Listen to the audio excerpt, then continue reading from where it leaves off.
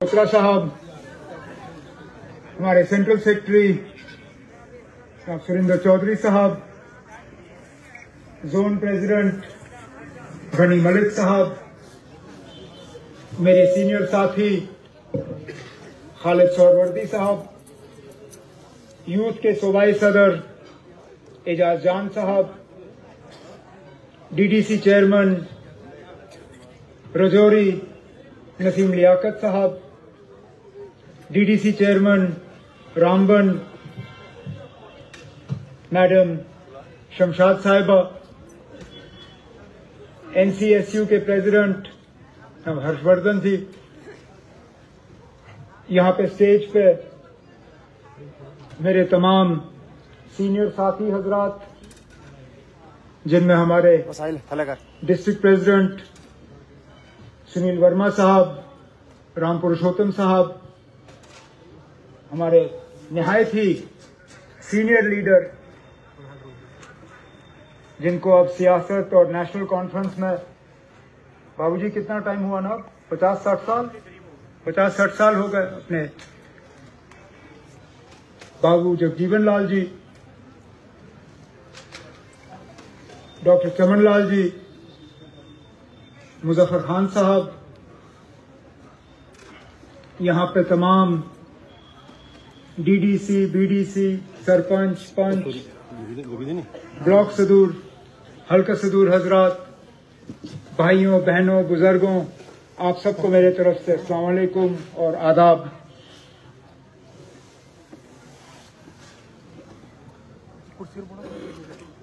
आज कोई पब्लिक जलसा नहीं है, इलेक्शन नहीं है, कोई लेन देन का सिलसिला नहीं जहां मैं वोट मांगूं या आप कोई हमसे काम मांगे, क्योंकि ना आज वोट डालने का वक्त है, न हम कोई ऐसी जगह बैठे हैं जहां आप हमसे कोई डिमांड कर सकें और हम उस डिमांड को पूरा कर पाएं। आज जोन का कन्वेंशन है, कोशिश हमारी यही थी कि ज्यादा से ज्यादा आप साथी जो है यहां बोल पाएं, और जाहिर सी बात है कि एक रोजिया कन्वेंशन, 3-4 घंटे का प्रोग्राम, उसमें हर कोई बोल नहीं पाएगा। जो नहीं बोलता वो तो अपनी जगह मायूस, जो बोलता भी है वो भी कहता है जनाब मुझे सिर्फ 10 मिनट क्यों, मुझे 20-25 मिनट मिलने चाहिए थे। और हम शायद भूल जाते हैं कि आप लोग जो सुनने वाले हो, आपको तो पहले से ही पता है कि आपको बोलना नहीं है, और धूप में आप बैठे बैठे पक जाते हो, और हम लोग जो स्टेज पे होते हैं हमें इस बात का एहसास ही नहीं रहता कि तकलीफ में आप लोग बैठे हो। हमें तो सिर्फ यही गम है कि हमें बोलना चाहिए, बोलना चाहिए, बोलना चाहिए। माइक को हम इतनी मजबूती से थाम के रखते हैं कि शायद मरते वक्त भी हमारे हाथों से ये माइक जो है ये निकलना नहीं चाहिए। मुझे हमेशा इस बात का एहसास रहता है कि हम लोग तो आ जाते हैं गाड़ी से, निकल भी जाते हैं, हमारा सफर इतना लंबा होता नहीं है। 11 बजे के प्रोग्राम के लिए आप लोगों को सुबह 8 बजे बुलाया जाता है। आप लोग अपने घरों से पता नहीं कितने बजे निकलते हैं, वापस पहुंचते पहुंचते भी पता नहीं रात का क्या टाइम बजेगा। तो हमें तो कम से कम ये कोशिश करनी चाहिए कि जितनी हम आपको कम तकलीफ दें उतना ही ये प्रोग्राम जो है और ज्यादा बेहतर होगा। इसलिए मेरे जो साथी या तो बोल नहीं पाए या अपनी पूरी तसल्ली नहीं कर पाए, उनसे मैं माफी चाहता हूं। आपको ये यकीन जरूर दिलाता हूं, ब्लॉक लेवल तक तो मैं शायद नहीं आ पाऊंगा, अगर कॉन्स्टिट्यूंसी लेवल पे आप इस तरह का प्रोग्राम रखें तो जरूर इत्मीनान से आप अपनी तकरीर इसमें करिए। सुनने का काम मेरा, बोलने का काम आपका। आज एक अजीब सा दिन है, बाकी मुल्क में जमहूरियत के गुण गाए जा रहे हैं, जमहूरियत पे जश्न मनाया जा रहा है। कुछ दफ्तरों में आज शायद मातम भी लगा होगा, लेकिन हम वो बदकिस्मत लोग हैं जो दूसरों की खुशी देख के थोड़ा सा अपना दिल बहलाने की कोशिश करते हैं और दूसरों का मातम देख के हमें उनके लिए थोड़ा सा अफसोस भी होता है, क्योंकि हमारे यहां जमहूरियत कहीं है नहीं। जमहूरियत ये हमें पंजाब के बॉर्डर तक दिखाते हैं, उससे आगे उसको आने नहीं देते। हमें तो पहले लग रहा था कि इनको सिर्फ असेंबली से नफरत है, बाकी चीजें अपनी जगह होती रहेंगी, लेकिन अब साबित हुआ कि नफरत इनको सिर्फ असेंबली से नहीं है, पंचायती राज निजाम से भी इन लोगों को नफरत है, अर्बन लोकल बॉडीज म्यूनिसिपैलिटी से भी इनको नफरत है। फिलहाल तो हमारे ये डीडीसी बचे हुए हैं, इन लोगों का बस चले तो शायद इन लोगों को भी ये खत्म करके कहीं बिठा के रख देंगे। समझ में नहीं आता कि हमारी खता क्या है।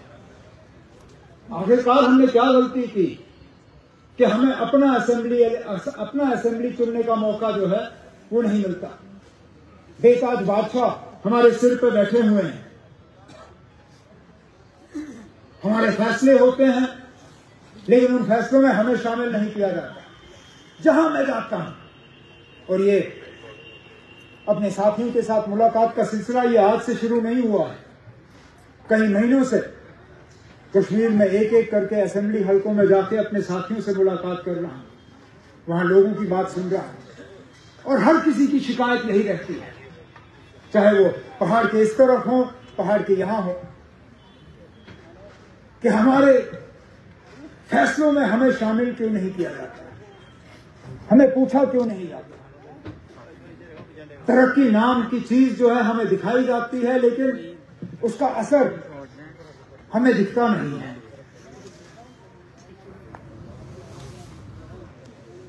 कहने के लिए तो मरकज में जो हमारे हुक्मरान बैठे हैं वो अक्सर देखकर, और खासकर बीजेपी के जो लीडर हैं, वो अपनी तकरीरों में कहते हैं कि 370 से आप लोगों को क्या मिला, जम्मू कश्मीर के लोगों को क्या मिला। मैं उल्टा सवाल उनसे पूछना चाहता हूं, 370 हटने के बाद जम्मू कश्मीर के लोगों को क्या हासिल हुआ? क्या फायदा दिया आपने जम्मू कश्मीर के लोगों को 370 हटाने के बाद? चलिए मैं मानता हूं 370 में और कुछ नहीं तो जम्मू कश्मीर के लोगों को अपने जमीन के मालिकाना हक दिए, जो इस मुल्क में और कहीं नहीं हुआ, कहीं नहीं। मैं किस रियासत का नाम लूं, चाहे वो बिहार हो, यूपी हो, चाहे गुजरात हो, चाहे तमिलनाडु हो, चाहे केरला हो, अगर जमीन के मालिकाना हक कहीं पे मिले और उसका एक डबल पैसा भी मुआवजा लोगों से नहीं लिया गया, वो सिर्फ और सिर्फ जम्मू कश्मीर में हुआ, और वो तब मुमकिन हुआ जब यहां 370 था। बाकी मुल्क में तो तालीम का हक कुछ साल पहले ही मिला। जम्मू कश्मीर में मुफ्त तालीम स्कूल से लेके यूनिवर्सिटी तक, इसका ऐलान और इस प्रोग्राम को शुरू करने वाले जम्मू कश्मीर के शेर कश्मीर शेख मोहम्मद अब्दुल्ला थे, जिन्होंने स्कूल और यूनिवर्सिटी तक मुफ्त तालीम दी। तभी तो जाके हमारे बच्चे जो हैं, बच्चियां आज रोजगार का अपना हक मांगते हैं, जिस रोजगार से इनको महरूम रखा जाता है। मैं मानता हूं हम हर किसी को रोजगार नहीं दे सके, हम पूरी तरह से बेरोजगारी खत्म नहीं कर सके, लेकिन कोशिश जरूर हमारी ये थी, और कम ज्यादा हमने जहां जहां सरकारी नौकरियां खाली थी हमने वहां भरने का काम किया। आज आप देखिए, पुलिस से शुरू करें तो कम से कम 6,500 पोस्ट सिर्फ पुलिस में खाली है।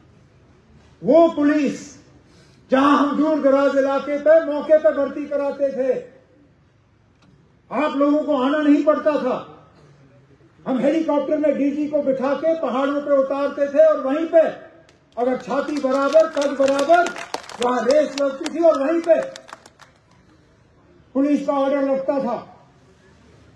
जब यहां मिलिटेंसी में स्कूल बंद हुए, हमने रहबरे तालीम का स्कीम शुरू किया। वो तब मुमकिन हुआ कि 370 ने हमें इस बात की इजाजत दी। कई सारे ऐसे स्कीम है जिनके खिलाफ लोग अदालत में गए और अदालत में उन्होंने कामयाबी हासिल की, लेकिन रहबरे तालीम एक ऐसा स्कीम है जो अदालत भी मजबूर हुई ये कहने पे कि इस स्कीम में कोई गड़बड़ नहीं है, ये ठीक स्कीम है। और देहात के बच्चे, देहात के बच्चियां उन स्कूलों में लगते थे और मास्टर मास्टरानी का काम करते थे। आज वो स्कीम भी कहीं है। हम बेरोजगार नौजवानों को शेर कश्मीर यूथ प्रोग्राम के तहत एक वजीफा देते थे, एक स्टाइपेंड देते थे, वो भी खत्म। हम देहातों में महात्मा गांधी नरेगा के तहत जॉब कार्ड और जॉब कार्ड के तहत काम, आज ना जॉब कार्ड ना काम, उल्टा जो काम किए गए हैं उनका भी पैसा नहीं मिलता। आज ठेकेदार मायूस और मजबूर, इनसे काम लिए जाते हैं, इनको पैसा नहीं मिलता। और वो मुश्किल से वो ठेकेदार जो यहां के रहने वाले, नहीं तो अक्सर बेशतर आपने देखा होगा कि ठेकेदार भी बाहर से आते हैं, मटेरियल भी बाहर से आता है, मजदूर भी बाहर से आता है, आबो हवा हमारी खराब होती है, पहाड़ हमारा कटता है, जंगल हमारे गिरते हैं, पोल्यूशन हमारा होता है, लेकिन हमारे लोगों को इन प्रोजेक्ट्स का, इन काम का डबल पैसा जो है उसका फायदा नहीं मिलता। अब रियासी के पहाड़ों में इनको कोई नया कोई ऐसा मिल गया है जो बैटरियों में जाता है, कोई लिथियम पिथियम, उसका कोई अजीब सा नाम है, उसके लिए भी अब निकालने के लिए वो बाहर से लोग लाएंगे। अरे ना, पहाड़ हमारा, ये मटेरियल हमारा, इसका फैसला हमें करना चाहिए कि हमें इसका इस्तेमाल कैसे करना है। अगर ये सही माने में आप लोगों के साथ इंसाफ करने वाले लोग होते, जहां ये जमीन से निकलता है वहीं पे बैटरियों की फैक्ट्री लगनी चाहिए ताकि यहां के लोग उस लिथियम का जो है उसका फायदा लें। लेकिन इन लोगों के इरादे सही नहीं है। ये निकालने वाली कंपनियों को भी बाहर से लाएंगे, इसलिए तो ये हाईवे बना रहे हैं, इसलिए तो ये रेल का प्रोजेक्ट पूरा कर रहे हैं, ताकि रेल प्रोजेक्ट बनते ही ये हमारा सामान जो है हमारे पहाड़ों से निकाल के जम्मू कश्मीर के बाहर ले जाएंगे और हमें ठेठे फिस कुछ नहीं दिखेगा हमें इसका। ये है लोग। फिर ये हमें पूछते हैं कि 370 का हमने क्या फायदा दिया? कम से कम हमने ये तो नहीं किया। कम से कम जब हमारे दौर में प्रोजेक्ट बने तो हमारी मुकम्मल कोशिश थी कि वहीं के लोग लगे। जब हमने इंडस्ट्री के लिए पैकेज लाया, उसमें हमने इंडस्ट्री वालों को मजबूर किया कि 80% लोग उस फैक्ट्री में जम्मू कश्मीर के लगने चाहिए, सिर्फ बाहर से 20% लोगों को लगाने की इजाजत थी। आज तो 100% इनके लोग बाहर से आते हैं। फिर ये हमसे पूछते हैं कि 370 ने क्या दिया। इसलिए मैं इनसे पूछता हूं, 370 हटने के बाद आपने क्या लाया? अब अगले साल जनवरी में आप हमें ये रेल का प्रोजेक्ट दिखाओगे, ये भूल जाओगे लोगों को कहना कि इस रेल का संग बुनियाद पहले मरहूम इंदिरा गांधी साहिबा ने रखा। 40 साल हो गए हमें ये रेल दिखाते दिखाते। इस मुल्क का कोई वजीर आजम ऐसा नहीं है जिसने इस रेल के प्रोजेक्ट के लिए कोई ना कोई संग बुनियाद ना रखा हो। आप गिन के देखिए, इंदिरा गांधी के बाद राजीव गांधी, राजीव गांधी के बाद नरसिम्हा राव, नरसिम्हा राव के बाद देवेगौड़ा, देवेगौड़ा के बाद आई.के. गुजराल, आई.के. गुजराल के बाद वाजपेयी, वाजपेयी के बाद मनमोहन सिंह, एक के बाद एक सब आए। सबने इस रेल प्रोजेक्ट में कहीं ना कहीं संग बुनियाद रखने का काम किया। आज ये लोग दावा करेंगे कि इन्होंने किया। ये हाईवे, इस हाईवे पे काम शुरू तो डॉक्टर मनमोहन सिंह साहब के वक्त में हुआ। यहां IIT, IIM, एम्स, ये तो 2019 से पहले हुए।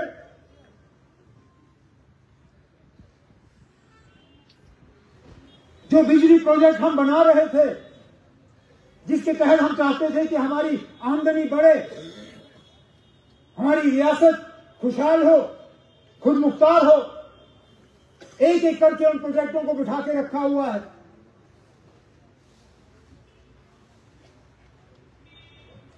चाहे वो बगलिहार का फेज 3 हो, चाहे रतले हो, कीरू हो, कांवर हो, सलाल से थोड़ा ऊपर सावलाकोट हो, कहीं कभी एक डबल पैसे का काम नहीं। लेकिन फिर सवाल या निशान उठाते हैं, ये कौन सा ऐसा मुश्किल है लोगों का जो उन्होंने हल किया? आज बिजली के लिए आप लोग तरसते हो, हम तरसते हैं। 8-8, 10-10, 12-12 घंटे कट, पहाड़ों में तो और भी बुरा हाल। बारिश का एक कतरा देखते ही बिजली बंद। लेकिन मीटर लगाने में ये लोग पीछे नहीं रहे, जगह जगह इन्होंने मीटर लगाए, शहरों में भी, देहात में। पहले मीटर लगाने का कहा, 24 घंटे बिजली होगी, मीटर लगाओ। लोगों ने मीटर लगाए, नहीं आई बिजली। फिर डिजिटल मीटर आए, कहा ये डिजिटल मीटर लगाओ, इससे निजाम ठीक होगा, नहीं हुआ। जुमा हफ्ता नहीं हुआ, फिर स्मार्ट मीटर आए, और ये स्मार्ट मीटर भी ऐसा तूफान का, इसमें पहले पैसा भरो, फिर बिजली की उम्मीद रखो, और बिजली हो ना हो, मीटर में से पैसा जो है वो निकल ही जाता है। अजीब व गरीब दास्तां। पहले तो हमें पैसा लिया जाता था इस्तेमाल करने पे, अब तो बिना इस्तेमाल किए भी मीटर से पैसा जो है वो निकल जाता है, और हम हाथ पे हाथ बैठे हुए देखते रह जाते हैं। राशन की हालत, चीनी कहीं नहीं, चावल का कोटा कम, आटा कम, बाकी चीजें कहीं नहीं। हमारी माओं को, बहनों को कहा जाता है राशन डिपो में आओ और अंगूठे का निशान लगाओ, अपना वेरिफिकेशन कराओ। वहां पे बेचारी जाती हैं रोज अपना वहां अंगूठा लगवाने के लिए, बाद में मिलता कुछ नहीं। जल और नल, पहले तो महकमे का नाम बदल दिया, PHE से जल शक्ति। हमने सोचा था शायद अब कोई तूफान होगा, जल शक्ति के नाम से तो शक्ति ही शक्ति होगी। हमें क्या पता था, ना शक्ति मिलेगी ना जल मिलेगा। स्कीम के नाम पे पैसा जरूर कमाया, 12,000 करोड़ का इल्जाम लगा है इस जल शक्ति में धांधली का। इल्जाम लगाने वाला मैं नहीं, इल्जाम लगाने वाला कोई सियासतदान नहीं, इल्जाम लगाने वाले इसी हुकूमत का अफसर जिसने CBI को सबूत के साथ चिट्ठी लिखी और कहा कि ये जल शक्ति, ये हर घर जल नल, इसमें धांधली हुई है। लिख के कहा कि न लोगों को जल मिला तो न नल मिला, लेकिन 12,000 करोड़ गायब हो गए। और फिर ये हमारे ऊपर उंगली उठाते हैं। अगर हम में से किसी के खिलाफ इस तरह का इल्जाम लगा होता, हम जेल से आज आपसे बात कर रहे होते। ये इनकी असलियत है।